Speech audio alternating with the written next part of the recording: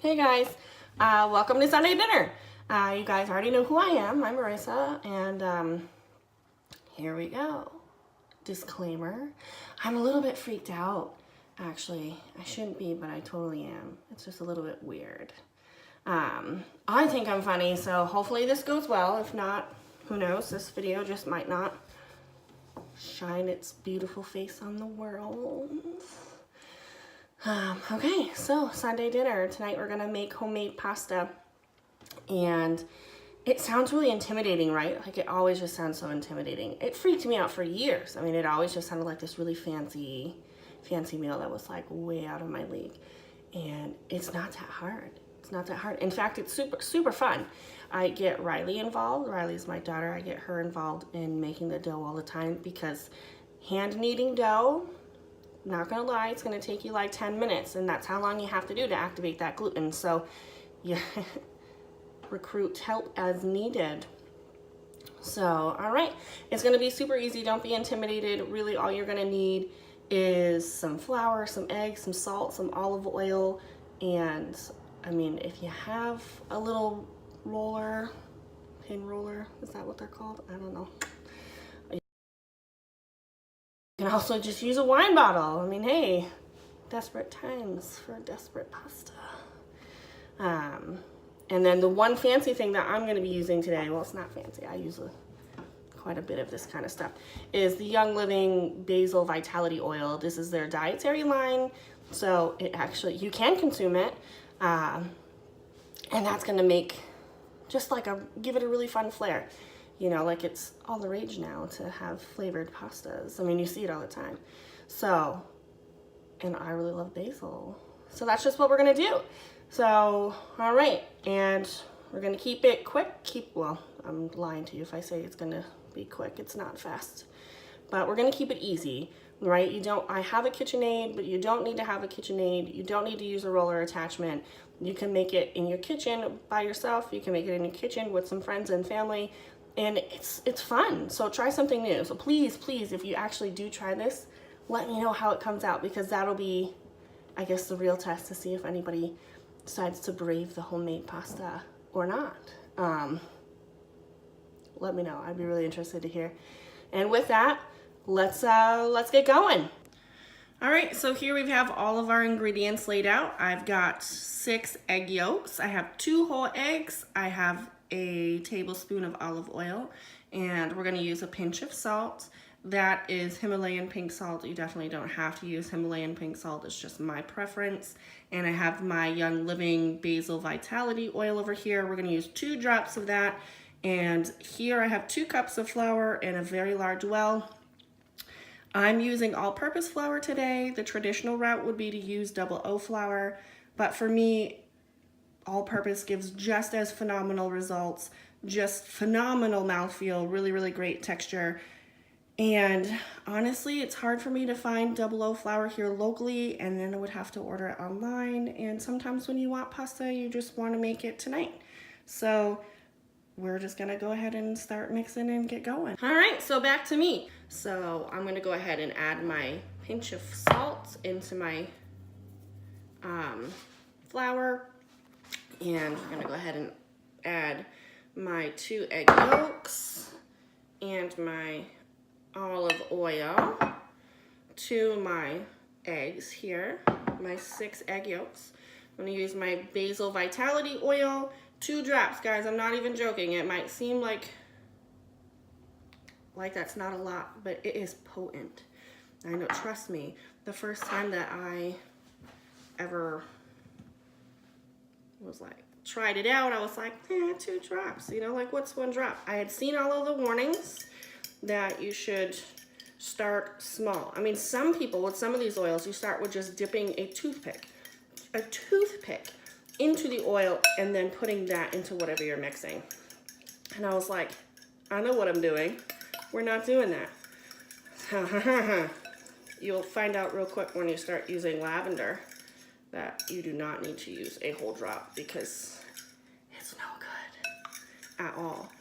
All right, so all I did there was I just mixed all of it together. You don't want to whip your eggs, none of that good business.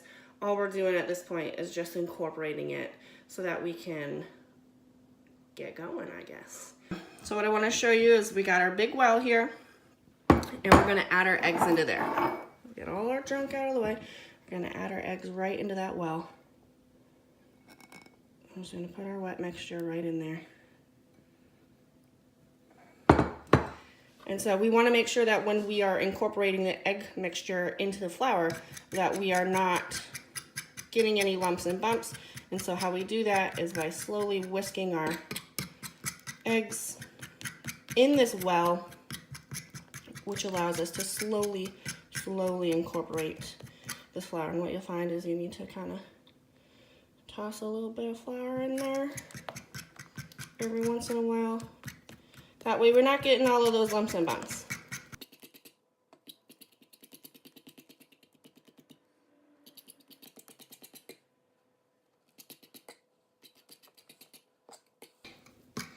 At some point you'll notice it's just like it's starting to get thick enough. You can do it without having to be so careful. And then that's fine too. You kind of go a little bit nuts at this point. Make sure you get all that flour in there. Start to mix this in with our hands. It's still really sticky right now, guys, so bear with me. But at some point it just gets to be easier. I know. And trust me, trust the dough, okay? So what you're gonna find is that it just looks like it's never gonna come together. Like there's just no way, right? And you're like, this is just not gonna happen. Trust it, it will. It takes time. Pasta is a lesson in patience. I'm not joking, okay? Okay guys, so here we are. Back on track here. Let's see, you wanna make sure that you're careful. You're always wanting to be rolling the dough in on itself, not breaking the dough. So I wanna show you guys that you can do this way, just kind of always working it into a ball. And like I said, it's gonna feel like it's just not gonna come together. But after a while, it'll start to warm up and you will find that you're getting somewhere with this. And so what I am gonna do is show you this, and I will make sure to speed up this part of the video so you don't have to watch me do this for 10 minutes, because I am here to tell you it requires 10 minutes. At least 8. Sometimes you'll find that maybe after 9 it's feeling good, but definitely probably about 10. So here we go.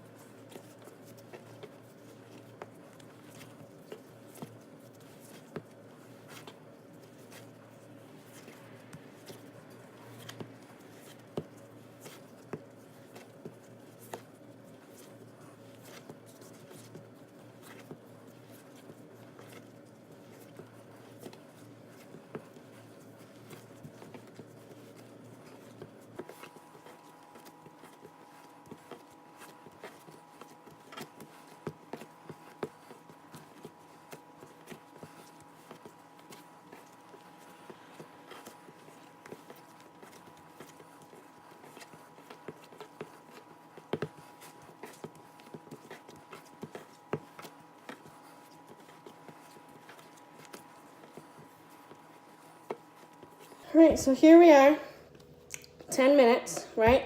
And so how you want to check your dough being done is you're going to push it. See how it springs back? Can you see that? And it starts to fill back in on itself. That means that that gluten has been activated and you'll get a good texture. So what we do now is I like to set mine.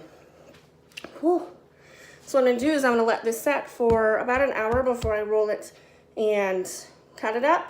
And so all we're gonna do now is just cover it in plastic wrap and call it a day. Okay, I'm back. I decided to spare you guys my trying to get the plastic wrap out of the box, because let's just get real, that's just never pretty. So what we're gonna do is we'll wrap this nice up and cool it. Good, we're gonna let this sit on the counter room temperature for an hour, and I will see you guys in an hour so that we can roll it out and we can make some pasta. And I'm gonna make kind of a linguine style noodle today, pretty rustic, but don't let me stop you, because there's so much you can do and so many cool things too. So I mean, you can add, if you have beet juice or pureed spinach, add that in here. And you can make all sorts of funky colors and patterns and designs. And who knows, there's like a million different styles of noodles. So make one up, who knows? I mean, it could be like the next big thing, who knows? All right, so I'll see you guys back here in an hour to roll it out and make some linguine. All right, so it's been an hour, and well, it's actually, not gonna lie, it's been a little bit over an hour. But that's because I needed Mr. Matthew to record, because there was just no way I was gonna be able to record and roll this dough out. So all right, so it's set, and all that does is just give the gluten some time to calm down so that when you're rolling it out, it doesn't like completely just slam back shut. So all right, so what we're gonna do is, I got some flour laid down. We're gonna put a little bit of flour on the top, rub that, and then you're not gonna roll this whole thing out. So you're gonna cut it into some pieces here, because nobody needs that. Make sure they're manageable, because yes, this looks like it's pretty small, but really, it's quite a lot. I'm gonna just do one at a time. While you're rolling out your dough quarters, make sure that you have this stored under saran wrap or under the cling wrap that you had it stored in, so it doesn't dry out. All right, so we're gonna get a little bit more flour. Keep a nice little bit there. It helps if you kind of try to pre-shape your dough into a ball, and then flatten it out with your hand. Get it going in some sort of direction before you get going. And it takes a little bit of feeling too, so don't feel like just because it's not working immediately that it won't work at all. It takes a little bit of time. And you want to kind of get this going in some sort of general shape, so it's okay to, you know, fiddle around with it. Ooh, don't do that.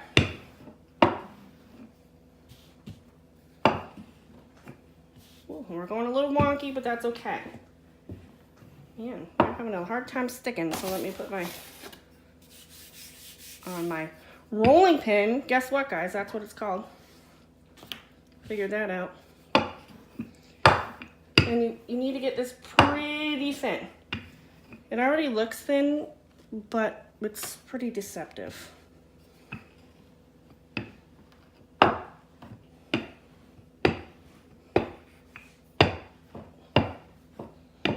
And don't worry too much about whatever shape you're making. If it looks right, it's not that big of a deal.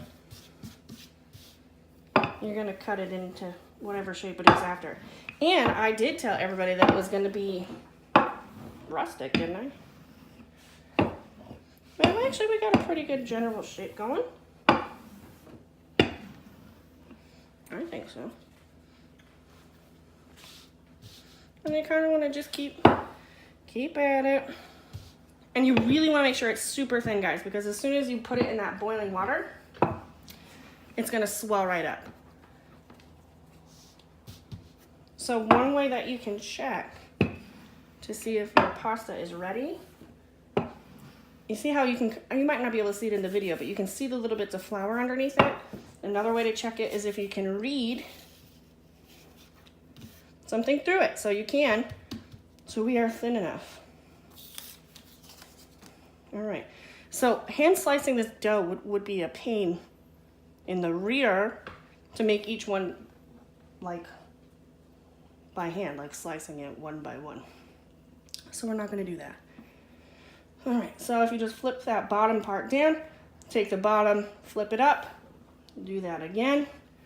Do it one more time. Gently, don't pinch the dough together, because then you'll just make another ball until you get it just like that. Take your nice sharp knife, cut it. Try not to, again, don't pinch it, and make it whatever little width you want.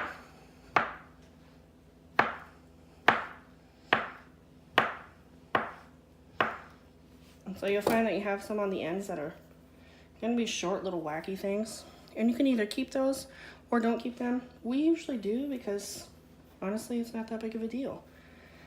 And it's just my husband and child, so who really cares, right? Do make sure that you unfold them immediately. Don't let them sit while you are doing the rest of them all folded up like this. Unroll them, get them all taken care of over here.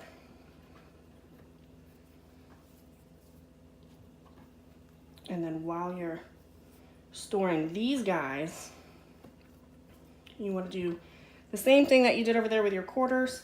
I have another piece of saran wrap all ready to go. And we're just going to get these babies covered up while we go ahead and do the rest of our dough. There you go. That's all we're going to do. And then do the same thing with all of the other quarters, and then we're ready to boil them. So we have our waters boiling. We're all set to go. Today for our sauce, I'm going to make just a simple, really quick pomodoro, and that'll be part of the video too, but really it lends itself to many sauces. I mean, you could do a nice brown butter sauce, or you could do a cacio e pepe, which is cheese and pepper, and that's really nice as well. This one's super easy. This is just some crushed red pepper, a little bit of olive oil, some garlic. You're going to do some crushed tomatoes. Let that cook up here, and we'll be good to go. We're going to get this all started.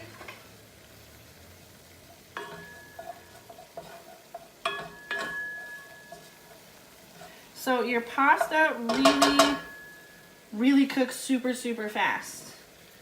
And I know it sounds really nuts, but 3 minutes tops ever. So it really, make sure everything's ready, good to go, your sauce is good, because you want to make sure that your pasta has a little bit of time to sit in the sauce, so it has some time to soak up all of that good stuff too. So we just want to wait for this over here to get to just a little, get heated, get a little bit aromatic.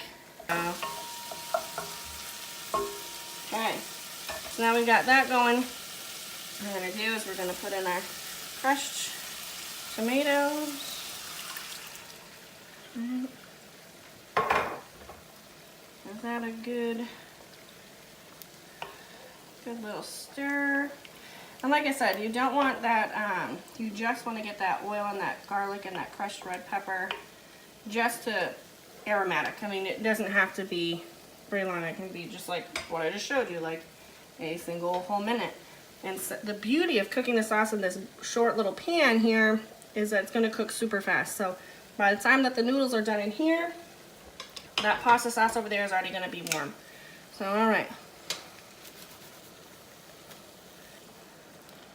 You want to make sure that you spin this pretty quickly. You don't want this to, you do not want it to get all stuck together. I'm going to kind of just let it keep doing its thing 3 whole minutes. All right. So what I'm going to do is I'm going to drain that super fast. Just want to get those in there all nice.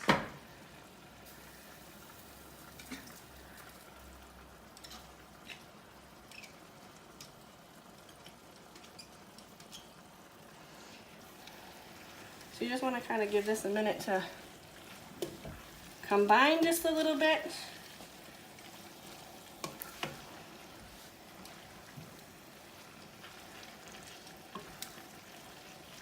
What it's doing is it's soaking up the rest of that fluid in there.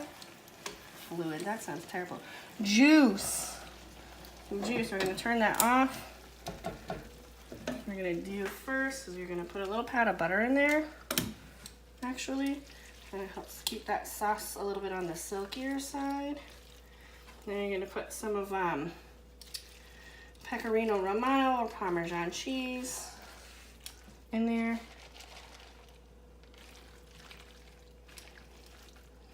Just kind of stir that all up in there all nice. Ooh, It really helps if you have a bigger pan, but this is the one that I have. And unfortunately, I have no idea how to cook in smaller increments at all. Now you're gonna let this sit for just a couple minutes while you get everything, all your plates ready for serving, and it'll be beautiful. To finish that off, we have a little bit of torn basil. We always wanna make sure that we tear our basil, not cut it, it bruises. And then finish that off with, oh, I dropped one. A little bit of cracked black pepper. And a little bit of shredded Parmesan over the top. Give that a nice presentation, and it smells super delicious, and I'm very excited to have Sunday dinner tonight. So here you go, pasta pomodoro, fresh homemade pasta. Anybody can do it. Let me know if you try it.